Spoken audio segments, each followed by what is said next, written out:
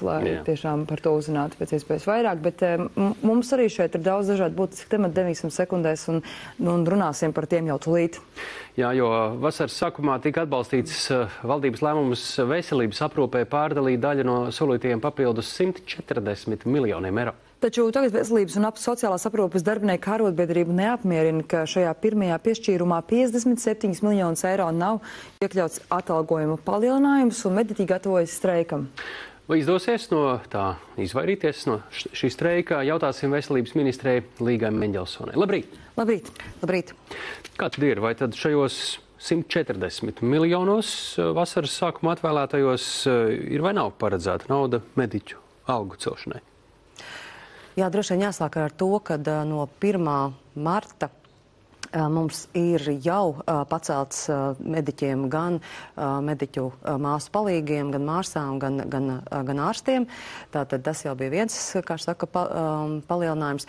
Bet, protams, kā jau mēs jau visu gadu esam šos trauksmes zvanus zvanījuši tieši par to, ka nepietiek finansējums veselībai kopumā.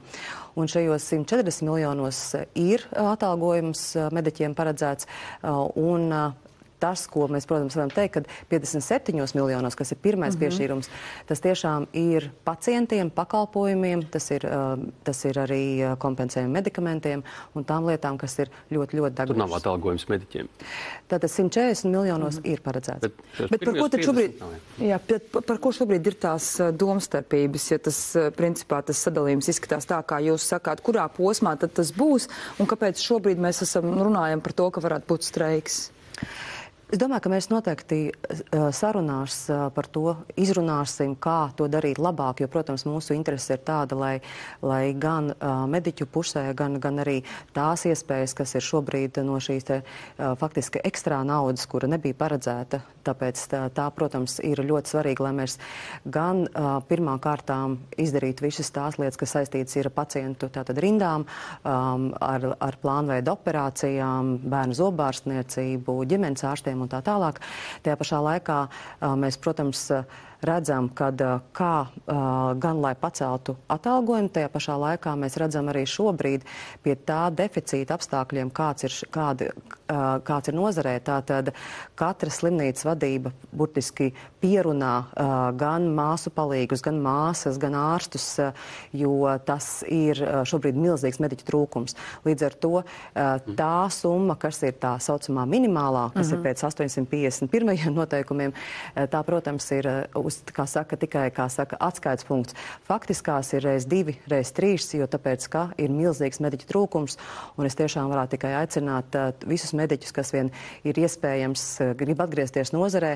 Mēs pat speciālas programmas arī šobrīd palaižam, lai piemaksātu tiem, kas atgriežās nozarē, lai piemaksātu tiem, kas brauc uz reģioniem strādāt.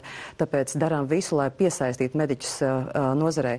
Es varētu teikt arī, kā saka, bērni mācieties ķīmiju un bioloģiju un mācieties par ārstiem. Papildus 140 miljoniem vasaras sākumā nolemtajiem 57 miljoni, jūs jau pateicāt, kam tiek virzīti, tad atlikušajā summā ir tomēr kaut kāda nauda iezīmēta tieši mediķu atalgojumam vai nē? Kā tur ir? Tajā garajā sarakstā, protams, kad ir, un mēs to esam visu iesnieguši Finanšu ministrijai, un, protams, ka te ir arī šie 10% ir iesniegti, tāpēc tā būs tālāk jau sarunas par šo atlikušo, kas ir no 140. Tad ar ko mediķiem rēķināties?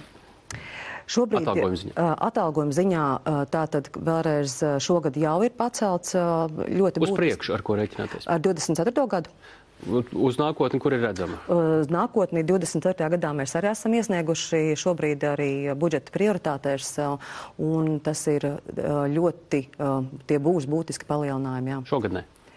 Un tas, ko es gribu teikt, ka noteikti mums jāsaprot, ka ministrija nemaksā atalgojumus. Atalgojumu maksā slimnīcas vadība, iestādes vadība. Mēs caur tarifu nosakam zemākos atalgojumus. Bet kā šobrīd realitātē ir, šie atalgojumi ir reiz 2, reiz 3, jo ir milzīgs mediķu trūkums.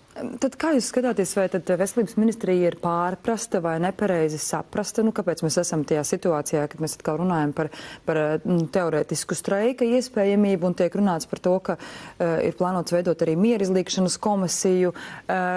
Šobrīd, kā izskatās, vai šajā arī otrā pusē, piemēram, kāda ir tā atmosfēra un cik izskatās reāli šīs komisijas vērtība, vai izdosies izveidot šīs labās attiecības šobrīd? Tas ir ļoti normāls process. Mēs esam izveidojuši arī šo izlīgšanas komisiju, un tā arī šonedēļ arī sanāks. Un es domāju, ka es būšu tikai ļoti gandarīti, ja mēs varam tikties, izrunāt, izskaidrot, jo beigās arī es ticu, ka arī arotbiedrība ir ieinteresēta nozares attīstībā kopumā, jo, protams, kad mani interesē nevis tikai zemākais atalgojums, bet drīzāk vidējais atalgojums, tāds, lai mediķi būtu ar gandarījumu strādāt katrs savā darba vietā, jo tas, kad mums ir mediķi trūkums, tas, protams, man uztrauc ļoti, ļoti. Tāpēc mums ir pie tā jāstrādā kopā ar arotbiedrībām. Šobrīd ir piedāvājums ministrijas, lai šajās sarunās arotbiedrībai nebūtu iemesla pateikt, ka mēs streikosim. Mēs par to runāsim. Mēs izskatām gan par to, kāds jau ir palielinājums, tātad māsu palīgiem plus 16%, māsām plus 11% un ārstiem plus 6%. Tas, ko arotbiedrība vēlās, lai būtu ārstiem līdz plus 10%. Mēs par to runāsim un noteikti arī tā ir tikai normāla saruna procedūra. Ir cerības, ka arotbiedrības prasību varētu pilnībā izpildīt vai šobrīd? Diemžēl ne. Mēs, protams, skatīsimies visas iespējas, bet katrā gadījumā iesniegts tas garajā sarakstā noteikti ir, jo tās ir šis viss saraksts, mums ir tā saucamais, es teikšu, degošais saraksts, jo tāpēc, ka tās ir lietas, kas mums ir vajadzīgas ļoti, ļoti. Ja, vai ir kāds laika limits, cik daudz ir atvēlēts vai cik daudz atvēlat šīs situācijas nomierināšanai šobrīd? Sarunas ir atvērtas, un mēs ļoti labprāt arī to darām, jo beigās mums ir svarīgi saprast, kā jūtās un kādā veidā mēs varam šo situāciju risināt.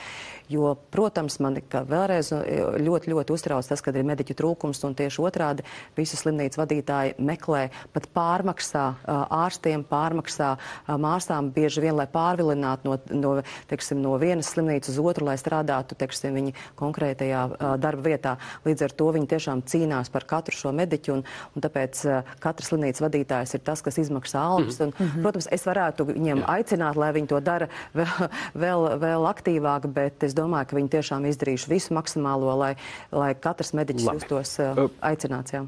Šobrīd ir viens vēl plašāks jautājums, ko mēs vēlamies saprast. Mums top jauna valdība. Un jūs esat veselības ministrs amatā kā ministri no apvienotā saraksta puses, bet jūs arī neesat apvienotajā sarakstā joprojām iestājusies. Kā jūs šobrīd redzat savu vietu turpmāk, kaut vai šajā pašā amatā veselības ministrs? Protams, kad šobrīd notiek sarunas, un katrā gadījumā, ja būs aicinājums turpināt, tad, protams, ir ļoti daudz lietas ir iesāktas. Faktiski ir iesāktas ļoti svarīgas reformas. Arī šodien mēs dodamies uz Igauniju, lai tālāk jau turpinātu un vismaz iesāktus ļoti svarīgas arī mums visas sistēmas pārveidas idejas un ieceres. Vai plānojat stāties kādā partijā, vai būtu apvienotais saraksts vai kāda cita?